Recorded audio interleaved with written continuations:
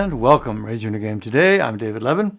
This is our Friday episode, so we're talking about the inner game of life. Tuesdays are for the mental game of sports and competition. Fridays are for the rest of our lives. So how are you this week? Fully into summer now, second week of June.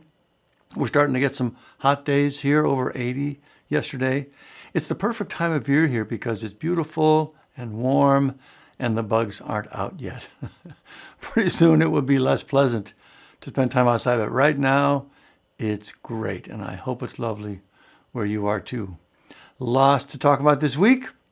The troops in LA, the big No Kings protests this weekend and Trump's military parade, a tense situation with Iran, more vaccine insanity from RFK Jr., Pam Bondi's misconduct allegation, Trump's falling polls, a great mental game exercise, and some fun new recommendations.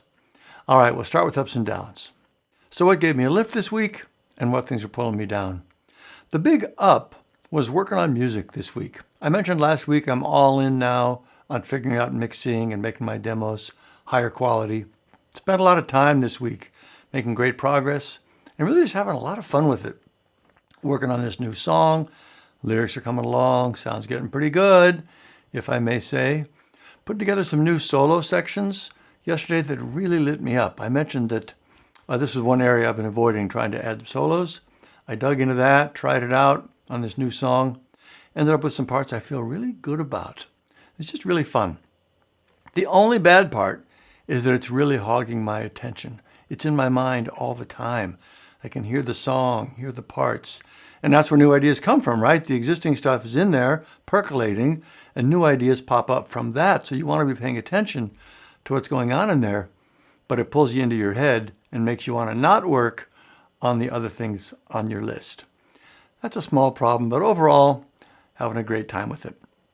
I've also agreed to do a live sound for a friend's band in July. I've never done live sound before, but it's related to studio recording, so it should be fine. Also, most of the time, when I see other bands, I'm super frustrated with how bad they sound, so I'm actually sort of looking forward to seeing if I can do any better. It should be relatively easy because the band is instrumental. Vocals are harder to get right. Anyway, fun to think about that. We'll see how it goes. Noom, you've heard a lot about that. The weight loss program, still going really well. Way ahead of schedule this time, looking like it's over 2 pounds a week now, which is incredible. Knock on wood. Could hit a plateau anytime, but feeling good about that. Especially proud this week because I had a long day of driving, taking our daughter to Minneapolis to catch a flight, about 8 hours round trip. Road trips are the worst for dieting, right? But I was able to stay on track all day. That was great. Anyway, going great so far. 3.5 weeks, 8 pounds down, feeling good. Also, I mentioned Frances is on a trip. Flew all by herself down to Florida to visit family for a few days.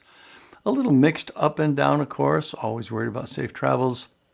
Hoping she's having a good time. But also really happy for her to have that chance to do that. So that's excellent.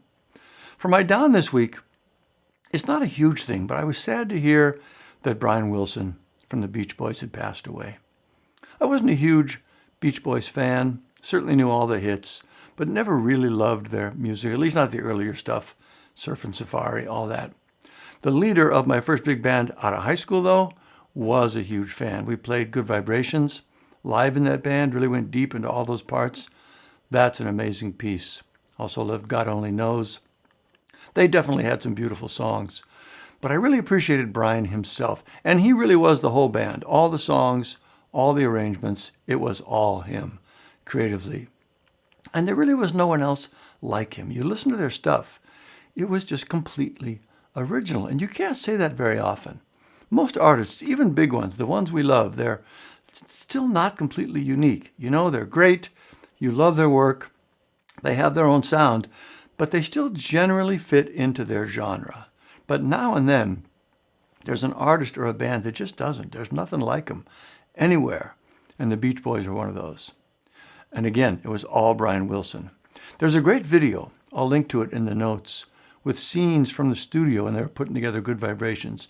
And you can just see the energy and the driving force in him. It's really something to see, especially when you know how much trouble he had in the rest of his life. He had a lot of mental health issues, drug problems related to that. There was a strange period where a guy named Eugene Landy was sort of controlling his life. Basically, after like 1966, things were just weird and sad. So that's the real sadness around his death for me. Not so much that he's gone. That happens to all of us, right? Just reflecting on what a beautiful creator he was and what a troubled life he had. And those are probably not completely unrelated to each other, right? We've said before, people who feel like they're a genuine genius frequently don't quite fit in the world. They don't end up having a normal, happy life. Anyway, sad to see him go. All right, that's ups and downs. Next up, top stories. The big story this week is the troops that have been deployed in LA to supposedly control the protests over ICE raids, National Guard, Marines even, sent by Trump against the wishes of the governor, Gavin Newsom, for really false reasons. These protests were almost entirely peaceful. From what I understand, they actually were peaceful until the troops showed up and things escalated. The local police were completely capable of handling even the violence that did occur. They put out a statement saying that we really don't need your help. Governor Newsom was very clear about it. I do not request this. I do not authorize this. It'll only make things worse, which it did. Nonetheless, Trump took over, federalized the California National Guard, and ordered them to go in. And then Pete Hegseth, our frat boy defense secretary, added hundreds of Marines to that. Again, completely unjustified and unnecessary. And to justify it, they're making all these insane, outrageous, clearly false claims about how LA is burning and it's all coming apart, crime's out of control. The governor can't handle it. They should be thanking us for saving them. It's just pure fiction and delusion. But of course, they're not actually deluded. In this case, anyway, they're lying on purpose because Trump wants control of the military for local power. It's just like with the courts in immigration. He's been pushing the limits, defying courts, challenging their authority on all the deportations. But the point isn't the deportations, it's to use a popular issue to gain power over the courts. Same thing here. He's deliberately creating civil unrest in California because he thinks the politics are good enough that he can get away with his real goal, which is to set the precedent that he can call out the military to stifle protest.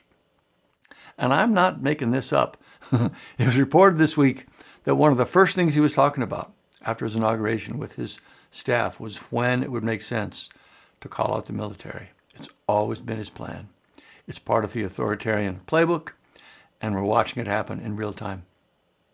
He already controls the Justice Department. They're only acting on his behalf now, breaking all the norms of independence. Congress, supposedly a co-equal branch of government designed to be a check on presidential power. That's just hilarious, right? That's long gone. The courts are still holding strong for now, but they're throwing a lot at them, and we'll keep doing that, I'm sure. And now it's the military.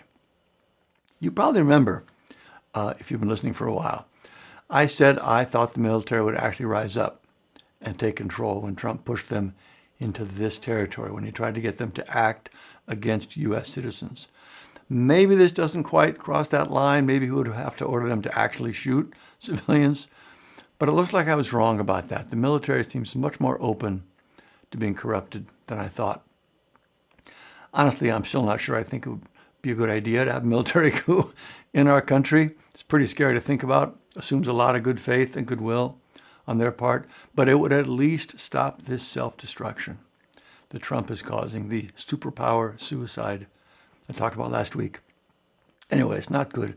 On top of that, Trump's big military parade happening this weekend just happens to also be on his birthday.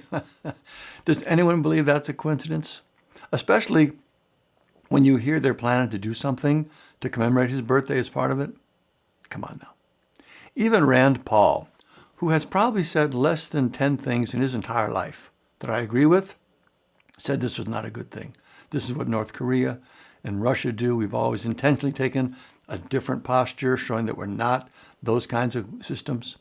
It's super wasteful, something like $45 million just to put it on, not counting, I think, repairing the damage to the streets from the heavy vehicles. It's just so dumb and embarrassing and sad. And of course, it's another part of his plan to co-opt the military for his use. He even said, anyone who protests this parade will be dealt with forcefully. Really? We can't protest now? He's threatening protesters with arrest and violence? You could not have a more clear violation of our rights. Speaking of which, he also threatened Elon Musk this week after their online spat, saying he would face serious consequences if he funded Democrats. So we can't contribute to his political opponents now either? Again, straight up violations of core constitutional rights. The president, sworn to uphold and defend the Constitution, breaking his oath, could not be more clear. And again, the whole purpose of his second term is to remove any resistance to what he's doing. No accountability, no pushback, no stopping him, and he's almost there. The good news, I think, at least in relating to this parade, is the big No Kings protest planned for the same day. I'm planning to be there in our town. I encourage you to join one as well. It's another great chance for people to come out and show their opposition to all this. I expect there'll be a lot of people out there. I'll put a link in the notes to where you can get info on protests in your area. As hard as he's trying, he doesn't have total control yet. The more we can show up and push back and show we're paying attention, the better chance we have of limiting the damage. Another big news item I was actually surprised to hear about was the increasing tensions with Iran. I had no idea. I had not heard one thing about this, but we are apparently pulling staff out of Iraq this week because of the increased danger in the area. Israel is reportedly preparing an attack. Iran was just officially sanctioned by the IAEA, the International Atomic Energy Group, for violating their agreement. This, of course, is potentially explosive. Normally, we would be exerting our influence with Netanyahu, trying to cool things down, keep everything in control. But apparently Trump has zero influence with him anymore. Impressive, savvy statesman that he is. I don't really know what to make of all this, but I will for sure be keeping an eye on it. In smaller news, I mentioned Rand Paul earlier. He's come out against the big tax bill. One more position I agree with him on. In retaliation, our toddler-in-chief has disinvited him from the annual White House picnic. That hurts, right? Rand said he has lost respect for the president because of his childish behavior, not because of January 6th, I guess, or pardoning the rioters, or his massive corruption, or his criminal convictions. None of that makes Rand lose respect for him, but okay, whatever. So that was the headline yesterday. Apparently, he has now been re-invited. So all is well there. And these are the concerns of the leader of the free world. In the dumb category, RFK Jr., a frequent guest in this category, fired all the members of the CDC Advisory Committee on vaccines. And he said he did it in typical 1984 gaslighting style to, quote, restore confidence in vaccines, end quote. As if that was the problem. The real reason people have lost confidence in vaccines is because of people like RFK Jr. spreading conspiracies and lies about them. He doesn't want to restore confidence. He wants to get rid of vaccines. How many people are going to die because of this madness? Trump's Justice Department says he is allowed to decommission national monuments for the purposes of drilling and mining. Of course, they said that. The thing is, we're already energy independent. We don't need more fossil fuels. We really don't. What are we doing here? Trump's EPA plans to repeal pollution limits on fossil fuel power plants. But we don't need more pollution either. Folks, we all breathe the same air. We all live in the same climate. What are they thinking? And by the way, this is the same time CO2 levels reached an all-time high this week. Literally every impulse these clowns have is taking us in the wrong direction.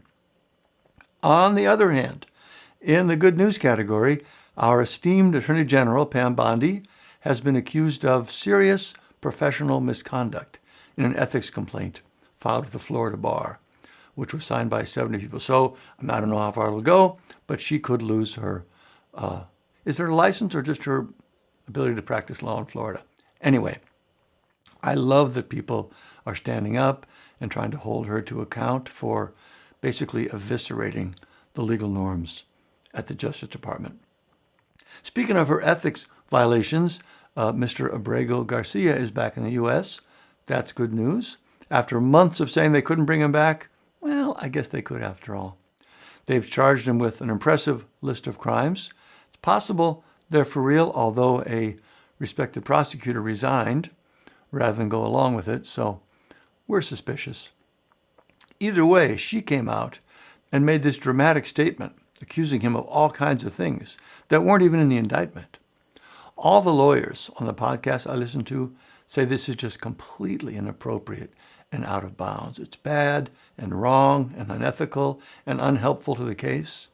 So hopefully she will be held accountable for all this at some point, and Mr. Abrego Garcia will get his day in court, which is all anyone wanted anyway, because that's how our system is supposed to work. More good news, Trump's polls are getting worse. He's down on immigration. People are against troops in LA. They're against his stupid parade. They're against his terrible tax bill. The more people know about what he's doing, the less they like it. And this really matters with keeping senators and representatives in line. So keep up the pressure, keep talking about all these terrible things, their terrible policies, keep up the good work. This is probably the best path we have to limiting the damage he's doing. All right, that's top stories for this week. Next up, Inner Game Gold.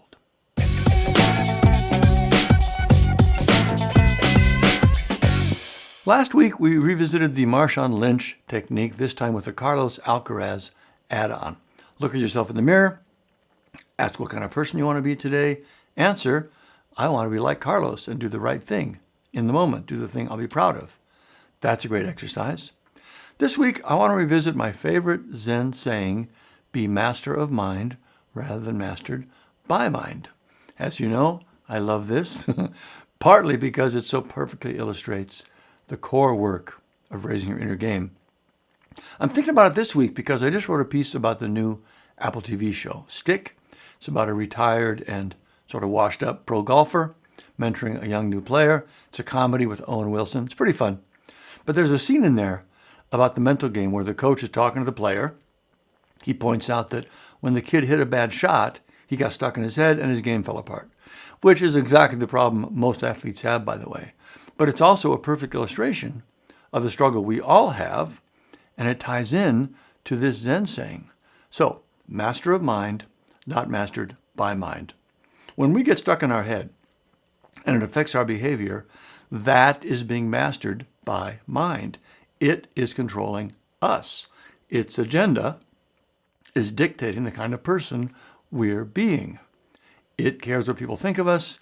It likes to obsess over things like that. So off it goes, pulling us with it, making us lose our focus and our ability to perform at our best. It's like we're just a puppet along for the ride. But when you raise your inner game and break that cycle, now you can master your mind. You decide and direct what happens. It tries to go off and pull you into your head. You say, nope, not going there. We can talk about that later. And you bring yourself back. But it's even more than that. You don't just say, no, we're not going there, we're not going to do that. You also say, we are going to do this instead. In sports, we're going to be quiet and focus on process. If it's something creative, we're going to stay focused on this rather than go off on some tangent. Or we're going to resist tweaking that piano solo right now, even though it's really tempting, and get the pod done first instead. You see, that is the key. Being master of mind means you direct what you think and say and do rather than be dragged around by your random thoughts and impulses. So that's Inner Game Gold this week. Be master of mind rather than mastered by mind. The more you can internalize this idea, the more power you'll have over your mental game. And the more happy you'll be in your life. All right, next up, our challenge of the week.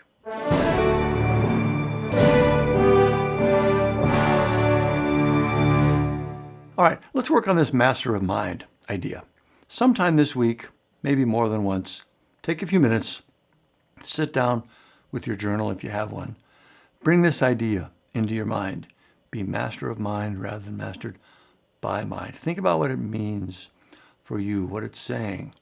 Think about any examples you can think of in your life where you've been mastered by your mind. The classic ones are distractions, where you want to be doing one thing, all of a sudden you realize you're off doing something else. The other typical example would be like with a young golfer. You get upset or worried or something, and your performance slips, or you get into a bad mood and say things you didn't mean. Just any moment you could think of where your unconscious inner thoughts or impulses pulled you away from the way you would have preferred to be in that moment. The reason to do this is to prove to you that this is real. It's not a concept or a theory. This actually happens in our lives all the time. So the more you can recognize that, the easier it gets to break the pattern and get control of it. And the really interesting part of this is the related observation that it always feels better when you do, when you keep from getting pulled off track, because it wouldn't have to be that way, right? I mean, it could be that our unconscious instincts would pull us toward being our better selves, right? I mean, it could be, but it's simply not the case. They always pull us away from being our better selves. There is so much power in seeing that. Bottom line, without intention and effort, we will never be our best. We'll always come up short of where we could be. But with just a little intention and effort, when it's based on understanding how our inner game works, we can transform our experience of our lives. It's pretty great. Anyway, that's our challenge this week. Spend some time reflecting on the classic Zen saying, be master of mind rather than mastered by mind. And of course, if you'd like to go further along this path, check out our book if you haven't, and our Raise Your Inner Game Sports Academy training if you're an athlete or the parent or coach of an athlete. RaiseYourInnerGame.com for more on that. All right, next up, highly recommended.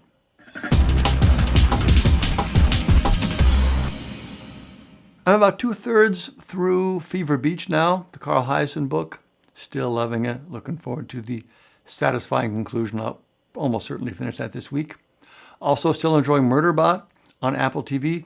My one complaint there is that the episodes are a little too short. The last couple have been like 22 minutes, which goes by very quickly, and you can't watch the next one for another week. That's a small complaint, but I do notice wishing I had a little more of each episode. I mentioned earlier the new Apple TV show, Stick, with Owen Wilson. I'm really enjoying that one too. It's sort of in the Ted Lasso vein of entertainment. It's pretty light, pretty funny, well acted. Not really about sports so much as just the relationships and family and all that. Definitely recommend that one too. We are planning to see the new Wes Anderson movie this weekend for Father's Day. We all love Wes Anderson movies, though admittedly they're not for everyone. They tend to have about 75% or so on Rotten Tomatoes. We think they're better than that, but I get it. A lot of people just don't get his movies, I think. But we're excited about it. I'll let you know how that goes. The big recommendation I wanted to talk about this week is the Logic Pro app from Apple. This is for music production. I assume most of you aren't into music production, so I won't spend too much time on it. But it's still super impressive for the value it provides. This is a full production product. It's the same system many top artists use to produce their hit albums. Especially interesting is what they call their session players. For drums, bass, and piano, they've created AI-driven musicians, basically, that can play along with your song. You enter the chords for the song, the bass player will play along in the right key with the right chords. You enter the arrangement, the drummer will play the song, it'll add fills at the transitions, it'll play a little differently in the chorus or in the verse. It's really incredible and super helpful. It does take a while to figure out how to get them to do exactly what you want, but real musicians, at least for my kind of music, always sound better than program parts, and these sound like real musicians. It's sort of mind-blowing when you think about it.